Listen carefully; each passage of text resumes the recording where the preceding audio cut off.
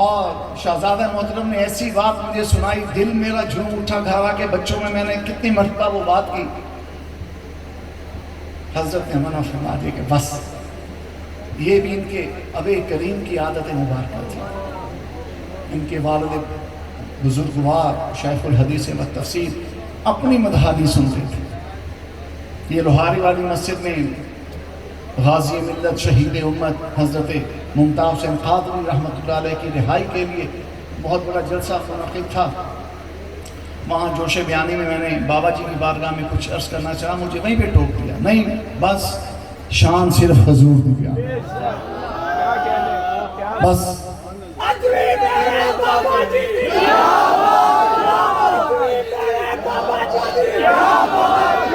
ابھی شیخ عمر سلیم، وہ عربی بزرگ، وہ بغداد کا چمکتا ہوا نگینہ ملک شام میں جنہوں نے ڈنکے کی چوٹ پہ دین کا کام کیا، اور امریکی بدماشوں نے جس طرح ان کی جان لینے کی کوشش کی، ان کے آستانے کو جس طرح نظر آتش کیا، یہ سب تاریخ کا حصہ ہے۔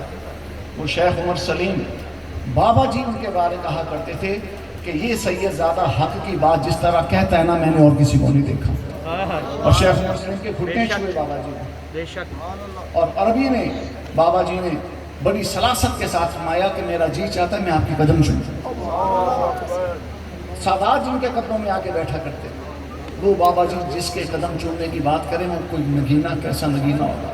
آج ابھی آدھا گھنٹہ پہلے وہ اپنی خطاب میں عربی میں کیا فرما کے گئے کہ اس دور میں بالخصوص پاکستان میں امام احمد رضا کی حمیت و غیرت، وفور علم اور جذبہ عشق رسول کسی ذات میں نظر آتا ہے تو وہ ذات امیر المجاہدین علامہ خادم حسین رضوی کی۔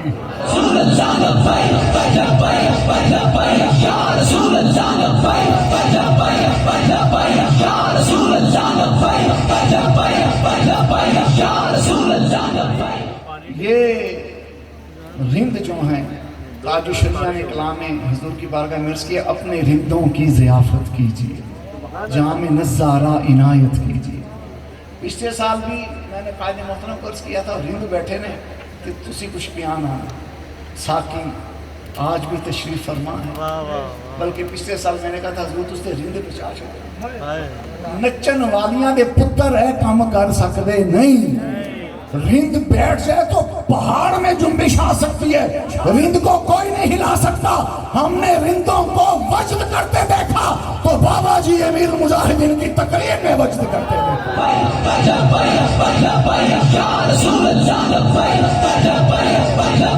بابا جی نے بالکل یہی مقام تھا جہاں شہزادہ محترم اور اکثر امیر محترم امیر المجاہدین کے اکثر جبیل بیٹھے، یہی مقام تھا، بابا جی کی کرسی تھی۔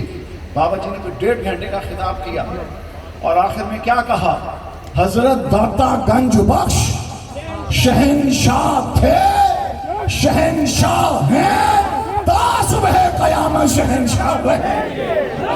یا رسول اللہ لبیک، یا رسول اللہ لبیک، یا رسول اللہ لبیک،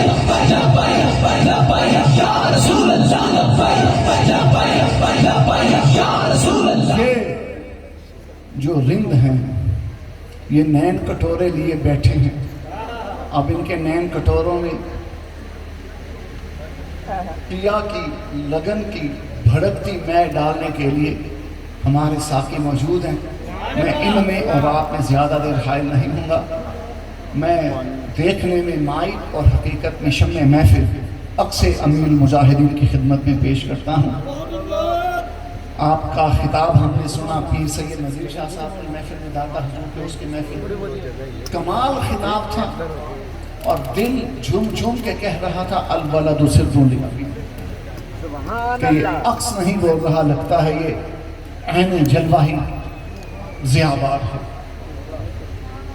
اور بھی ایک دو مقامات آج کل میں حضرت اکثر امیر المجاہدین کا خطاب سنا، واللہ وہ یادوں کے جھروکے پھر محبوب کی رہنائی کے نور سے معمول ہو گئے۔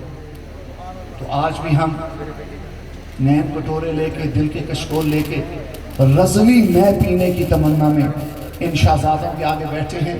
ایک طرف غوث اعظم کی نگاہ ولایت کے پروردہ بیٹھے ہیں، ایک طرف رسول اللہ کی یار کا مہکتا گلاب مہک رہا ہے،